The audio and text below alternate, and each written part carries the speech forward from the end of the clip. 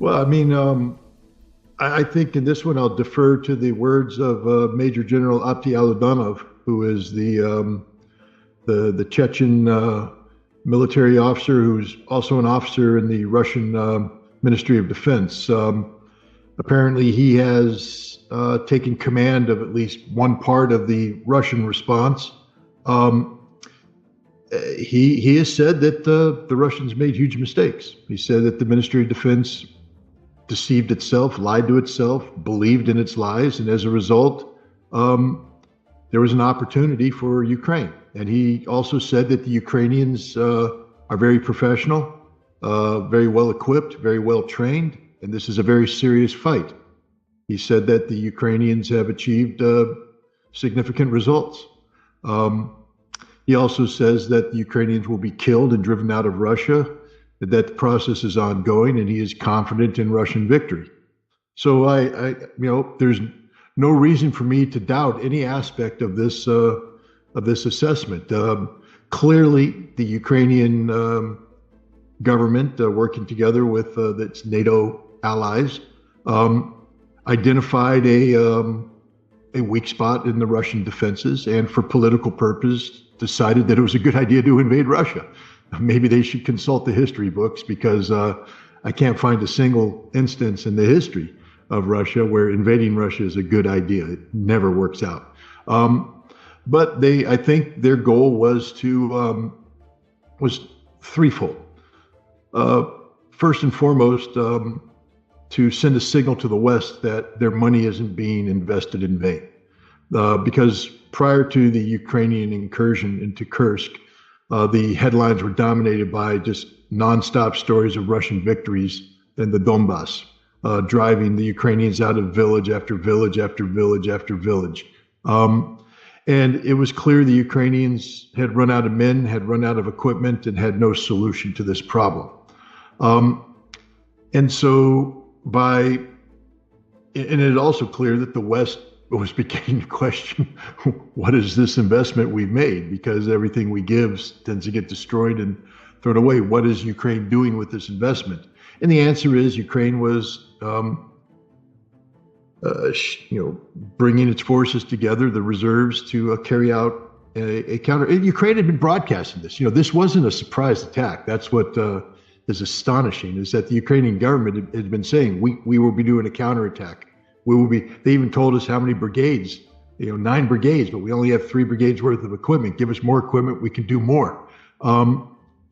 And so they took their last of their strategic reserves, and we know this. We look at the equipment that was deployed. These are the M1 tanks, these are the Leopard tanks, these are the Marder infantry fighting vehicles, these are the Strykers, these are the Bradleys. This is it. This is the Western equipment that had been provided to Ukraine. These are the elite striking forces, the 80th Air Assault Brigade, and others. They launched this attack. It reminds me of Germany in December 1944 in the Ardennes offensive, where Germany scraped together their last strategic reserves to attack an undefended spot on the Allied defensive lines. And the result was the Battle of the Bulge. And in the early days, man, it looked good for Germany. Task Force Piper slaughtering American prisoners of war in Malmedy, on and on and on. But what happened is the Germans outran their logistics. They didn't have sufficient forces to reinforce and exploit. And the Americans and British, Patton's famous pivoting of the Third Army, came in, pinched them off, and killed them. And the Germans lost the war. This is going to happen to Ukrainians. They have overrun their logistics. They can't sustain this fight. Aladonov and others are pinching them off and will kill them all. But for a moment, the Ukrainians right now dominate the headlines. New York Times, Washington Post, everybody's saying, look at what Ukraine did, look at what Ukraine did. And now you have Lindsey Graham in Kiev saying, hey, let's bring in American pilots for the F-16s. Look how good Ukraine is. This is insanity, but that's one of the reasons why they did this. Another was to at least, and some of the prisoners of war have suggested this, to seize Russian territory, dig in, and then use that as a bargaining chip at the negotiating table to say, we'll return Kursk if you give us back Kherson, things of that nature. So it was the idea of to support a negotiating position by seizing Russian territory. I don't think the Ukrainians quite understand what Russian territory means to Russia. The idea that Russia would trade one piece of Russian territory for another piece of Russian territory is ludicrous, but the Ukrainians and their Western allies believed that this was a negotiating chip, and so that might be the motivation. The other one was to help relieve pressure on the Donetsk front. The goal in doing this was to compel Russia to divert military resources away from the Donetsk battlefield, thereby reducing the pressure on Ukrainian forces there and compel them to divert to Kursk. This hasn't worked. Yes, the Russians have diverted forces. They've come out of Belarus. They've come out of the Kharkov front. But there's been no significant diversion of resources from the Donetsk front. And indeed, on a daily basis, Russia continues to make impressive military gains there, results that the West is ignoring because they're focusing on Kursk. But at the end of the day, not only is Ukraine going to be defeated in Kursk, the continuing defeat of the Ukrainian forces in Donetsk and in the new territories is likewise ongoing. As Abdi Aladanov said, their defeat this year is certain. Again, that's his assessment. I know the guy. I've met him. And I respect his professionalism. He's not a braggart. He's not somebody who is prone to exaggeration. He's a very calm, cool professional. And his assessments are likewise reflective of this calm, cool approach. So when Abdi Aladanov, who is not a cheerleader for war, says that not only will the Ukrainians be defeated in Kursk, but the victory on the battlefield is assured this year, that's an assessment that I feel comfortable taking to the bank. Most Western nations have said that they would not give Ukraine the green light to use their weapons against the Russians on Russian soil. And yet in this Kursk incursion, all of the weapons provided by the West are being used by Ukraine to invade Russia. This is literally an invasion of Russia. Of course, the West wants to distance itself because they don't want to be accused of NATO invading Russia using Ukraine as its proxy, but that's exactly what has happened here. This is a NATO invasion of Russia, planned by NATO, organized by NATO, and directed by NATO. One of the unspoken realities of the current situation is that Ukraine's strategic reserves are comprised primarily of Polish and French mercenaries. They're not really mercenaries. These are professional soldiers who have been sheep dipped. That's a term that means that they've been taken from their status as active duty soldiers in their respective armies, and they've been transferred as volunteers to Ukraine. There are Americans, significant numbers. These are genuine mercenaries. These are people, the United States has not allowed sheep dipping. But these are mercenaries who are in Ukraine with the approval of the United States government, whose job is to facilitate the military operations of the Ukrainian military at a tactical and operational level, to operate American equipment, to implement NATO tactics and procedures. I don't know what the percentage is of the force that has been deployed to Kursk is of the personnel, but it's significant. They dominate the tactical airwaves. They're the ones leading the fight. And the units that are fighting alongside them, including the 80th Air Mobile Brigade, are units trained by NATO specifically for this operation. This operation was planned by NATO and on NATO soil. This is a NATO invasion of Ukraine, of Russia. I can't speak of atrocities. War is a very difficult thing. Civilians always pay the unfortunate consequences of conflict because they live on the terrain in the towns that are being fought over. I can't accuse anybody of committing a war crime at this juncture.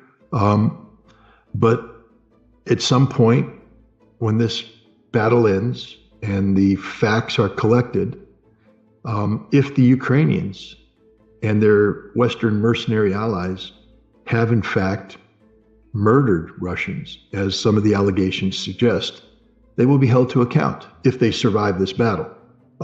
There's no excuse for the murder on the part of anybody, Russian, Ukrainian, Western.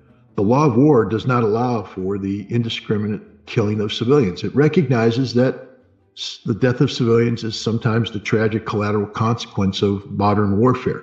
But every military is supposed to make sure that they do not engage in the deliberate targeting of civilians.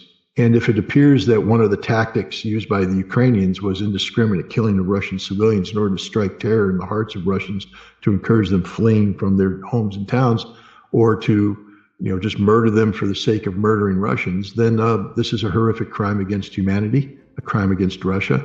And I firmly believe that those who perpetrated these crimes will be held to account, including those non-Ukrainians. And I would hope that the United States government, if ever confronted with evidence of an American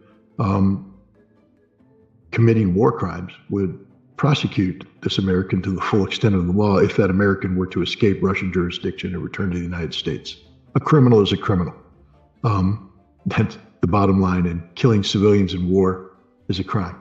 Well, I do believe that it is the goal and objective of the Ukrainian government to create such a chaotic, dangerous situation in Ukraine that the West will feel compelled to intervene on the side of Ukraine.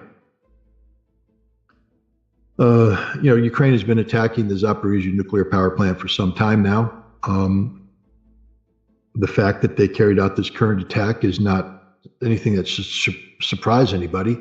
They've always maintained that it's Russia that's attacking the nuclear power plant, or that Russia's putting military forces in the power plant that makes it a legitimate target. But this is irresponsible in the extreme. And it's a sad state of the current affairs that the International Atomic Energy Agency can't be honest about this. They know very well what attacked the towers and where it came from and who was responsible. But for political reasons, they aren't saying. But Ukraine has crossed a red line. I think all of these efforts will fail. Lindsey Graham, just so people understand, may be a senator, and he may sit on the Armed Services Committee of the United States Senate, but he does not make policy. He is not the policy maker. He's not in the chain of command. He can't direct things to happen. All he can do is posture. And that's what he's doing right now, posturing.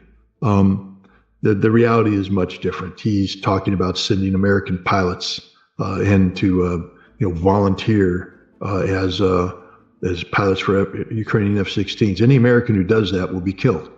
I'm pretty sure that's the outcome. 40-year-old fighters flown by retired geriatric American pilots don't stand a chance against fourth-generation Russian fighters flown by young, fit, currently professionally qualified pilots. So this is just a fantasy. Look, the bottom line is, when you dig deep into anything, even the Kursk offensive, everybody says they can't sustain it and there's nothing left. There's Zaporizhzhia.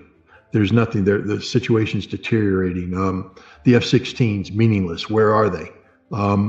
Long-range weapon strike. That's just an excuse for getting NATO involved. Ukraine has lost this war. They're losing this war. Their military is collapsing politically. Zelensky's support is collapsing. These are the frantic actions of people confronted with their ultimate demise.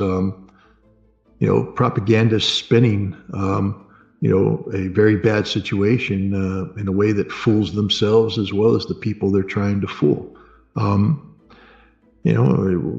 Go watch the movie Downfall and take a look at Hitler's bunker and the nonsense that Hitler was spewing as he looked at a map and moved imaginary armies, and you pretty much have what Zelensky and his generals are doing in a nutshell.